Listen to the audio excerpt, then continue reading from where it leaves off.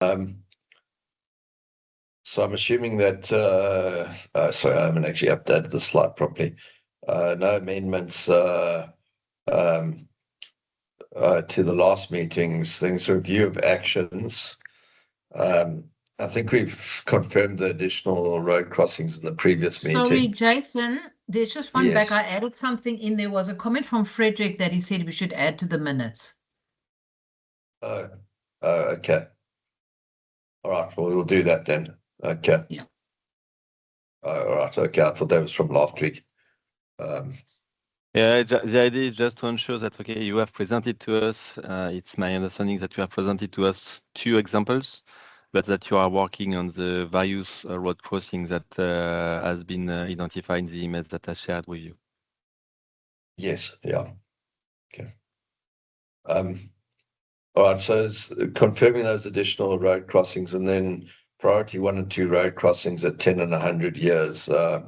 We're in the process of doing that, and then schedule the next progress meeting. So again, we went through this previously, where we sort of had the road tack associated with these things, and we're putting in culverts, and we need to make sure that the culverts were able to handle the road so that it didn't overtop the road sections. We took the road at the 100-year return period. I showed you these last week, which was that's the road crossing across the section. There's another one with the road crossing across the section. This is on area 10. We ran that through and got some culvert sizings initially to see whether it could handle it. So we had 10 and 7 culverts. So Yuri has put those culverts in on catchment 10. So there's the one set of culverts, and there's another set of culverts just upstream of that. And we've run the model related to that. So the preliminary findings associated with UNIKA 7 over here is that it is able to handle this 1 in 10-year event. It will be overtopped with the 1 in 100-year event, but we expect that because we're not designing for that. So you will be able to cross the road under the 1 in 10-year on that particular design. On this one over here, which is so that there is a comparison between that, so you can see that there is a backwater effect, and that it pushes back further up a stream related to that, and actually relieves some of the pressure a little bit further downstream. So there is a damming effect that goes up. It's not influencing at this particular area any structures or people or anything like that. So that seems to be okay there. Preliminary results for UNIKA 19, the second run. You can see that the culvert capacities in this particular case are not large enough to be able to handle that flood. So we just increasing the sizes associated with those, and that should bring this down below the section. There's also found that there's one problem with one of the culverts, which we just resolving because its height was ending up actually below surface, below land. So we just fixed that up. So yeah, we've got a scenario again. There's going to be a backwater effect over here.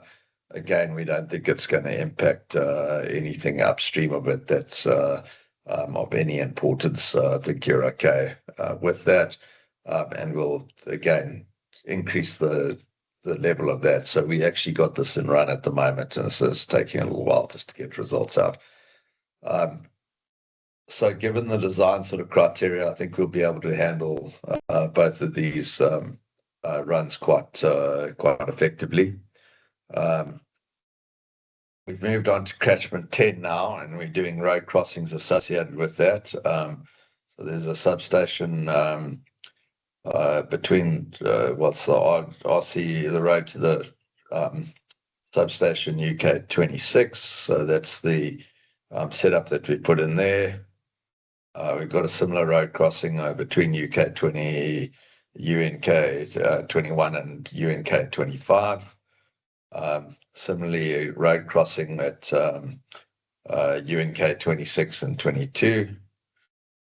We've done the culvert calculations for those. So this one you see is 2.2 culverts basically. This one's looking at around about 4.3 culvert sizes, so we'll size them accordingly. This one over here is just under one, or just over one, sorry, 1.25.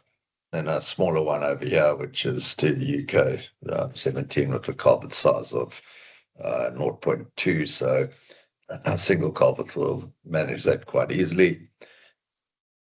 We're in the process of putting these ones through in different areas. So that's in the process at the moment.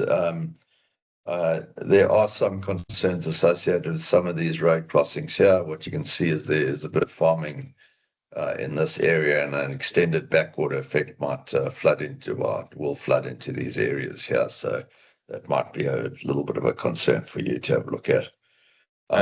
Just a question mark on this one. Maybe there is other aspect similar to this one.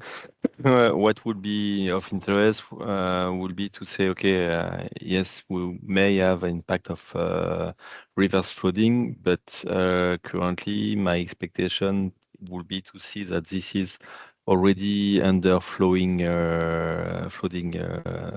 stress Yes. without our roads.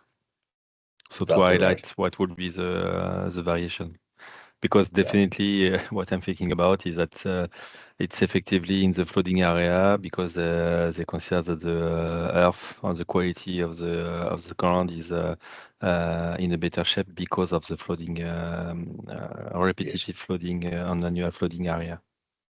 Yeah, no, I'd agree with that. So we'll do that comparison and show that. That shouldn't be a problem. Yeah. Okay. Um, Because potentially they would be very happy to have some additional areas that would be flooded because it would increase the quality of the ground.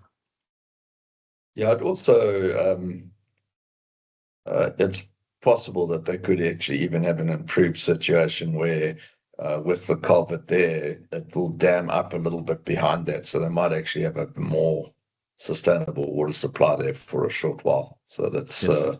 that is quite nice for them. Yeah. Yeah. So that's those are bonuses that they would get, but they would occasionally be underwater. Again, what we'll do, Nicholas, with this is give you the timing of inundation, so you'll know how long that's underwater. So I mean, even if these crops are underwater, I mean, most plants can go underwater for a couple of hours won't influence them. It's when it's sort of sitting underwater for half a day to a day that they can then sort of die because they can't really breathe. But a few hours is not actually that much of a concern for a lot of these, as long as the head can get out of the water within a reasonable time, then it's okay.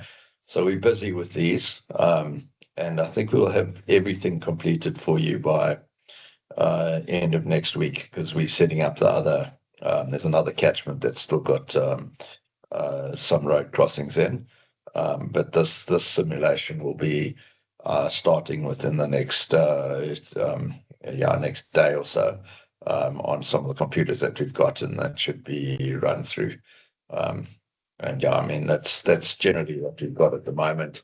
So we're having to rerun catchment 10 with the new setup, and then basically that's hopefully have finished all of those sort of sets for you, testing culvert sizing, so that you'll be able to see what's going on there. Okay, great. I will not be available for 3 weeks. I will go for vacation. But Frederick will be present next week or the week after. So Celeste may come back not next week, but the week after as well. But you can proceed with the meeting next week, and I will ensure that Frederick will participate to the meeting. Okay, perfect. That's great. Excellent. All right. Well, I think that covers it, and we'll set up a meeting for same time next week. Is that okay? Yep. Perfect. Cool. Excellent. Thank you. All right. Thanks very much. Have a great Have a nice day. rest of the Bye-bye. day. Cheerio. Bye-bye. Bye-bye.